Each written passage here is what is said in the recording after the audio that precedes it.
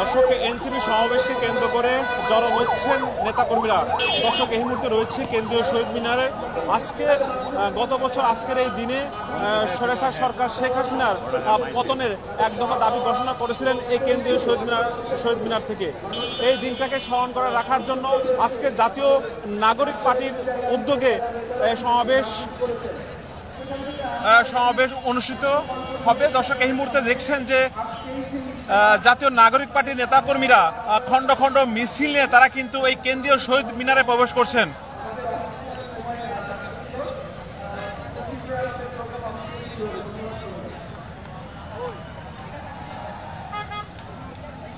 দর্শক, আপনাদের জানিয়ে রাখি যে আজকে রাজধানীতে পৃথক দুটি বড় সমাবেশ হয়েছে। তার মধ্যে একটি ছাত্রদলের উদ্যোগে এবং শাহবাগে সমাবেশ চলছে, এবং দ্বিতীয় যে সমাবেশ হয়েছে সেটা হচ্ছে জাতীয় নাগরিক পার্টির উদ্যোগে এই কেন্দ্রীয় শহীদ মিনার। মূলত এই সমাবেশ ঘিরেই কিন্তু সকাল থেকে আইনশৃঙ্খলা বাহিনীর ব্যাপক উপস্থিতি দেখেছি, এবং আমরা যেমনটা দেখেছি যে আইনশৃঙ্খলা বাহিনী কিন্তু এই কেন্দ্রীয় শহীদ মিনারের এবং ডিএমপির K9 কুকুরের মাধ্যমে তারা কিন্তু তল্লাশি করেছেন। এ পর্যায়ে দেখছেন যে বেলা যত বাড়ছে ততই কিন্তু এনসিপির নেতাকর্মীরা তারা কিন্তু কেন্দ্রীয় শহীদ মিনারে তারা অবস্থান করছেন। মূলত আজকে এই কেন্দ্রীয় শহীদ মিনার থেকে এবং নতুন বাংলাদেশ এর যে ইস্তিহার এবং ঘোষণা করবেন জাতীয় নাগরিক পার্টির আহ্বায়ক নাহিদ ইসলাম। আপনারা যেমনটা দেখছেন যে এভাবেই খণ্ড খণ্ড মিছিল নিয়ে জাতীয় নাগরিক পার্টির নেতাকর্মীরা এভাবেই তারা কিন্তু এই সমাবেশ স্থলে প্রবেশ করছেন।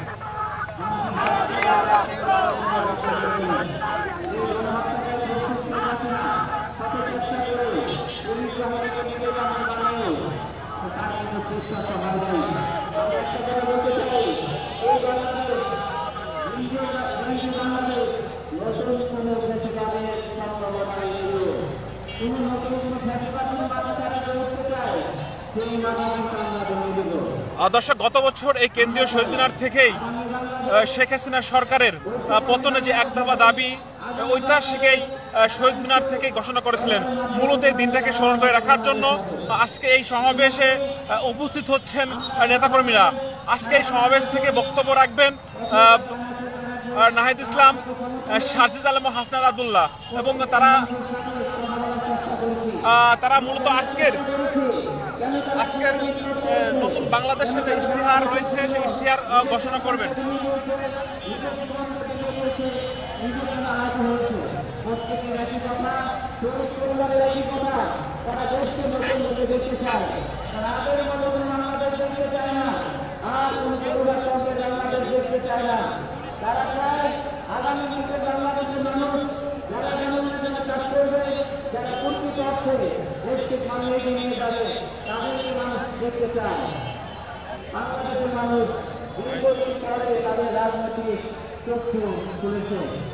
আজকে সমাবেশে কি প্রত্যাশা রাখতে চান?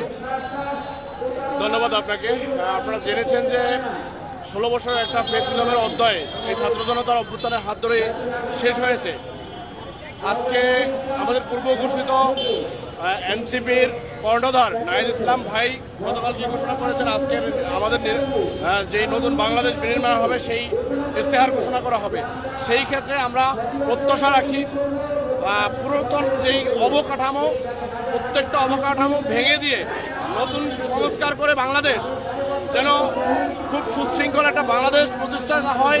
সামনের নির্বাচনে যারাই ক্ষমতায় আসবে, সেটা হতে পারে বিএনপি অথবা এনসিপি, যারাই আসবে তারা যেন সুন্দর এবং সুশৃঙ্খল একটা রাষ্ট্র প্রতিষ্ঠা করে এবং সাধারণ জনমানুষের যে অধিকারগুলো, প্রত্যেকটা অধিকার যেন এই বাংলাদেশে এস্টাবলিশ হয় এবং এই দেশে যত কিছু অসঙ্গতি ছিল প্রত্যেকটা অসঙ্গতি যেন এই বাংলাদেশ থেকে দূর হয়, এটাই আমাদের সাধারণ মানুষের প্রত্যাশা।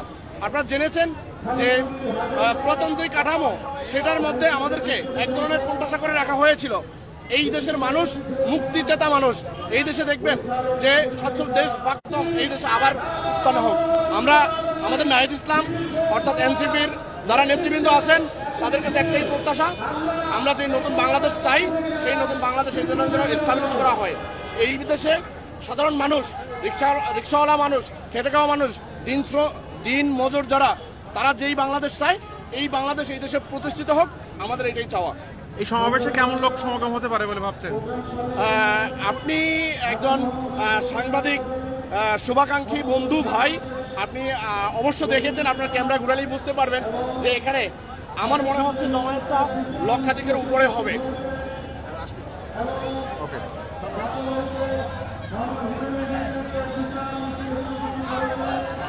দর্শক, আপনারা দেখছেন যে জাতীয় নাগরিক পার্টির নেতাকর্মীরা খণ্ড খণ্ড মিছিল নিয়ে তারা কিন্তু ঐতিহাসিক এই কেন্দ্রীয় শহীদ মিনারে প্রবেশ করছেন।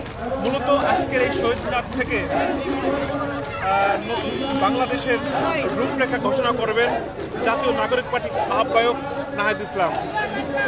এই সমাবেশ ঘিরে বেশ কিছুদিন জাতীয় নাগরিক পার্টির প্রস্তুতি সভা অনুষ্ঠিত হয়েছে এই সমাবেশকে সাফল্যমণ্ডিত করার জন্য। দর্শক, আপনারা যদি বলে রাখি, সকাল থেকে আমরা যেমনটা দেখেছি যে আইনশৃঙ্খলা বাহিনীর ব্যাপক উপস্থিতি রয়েছে।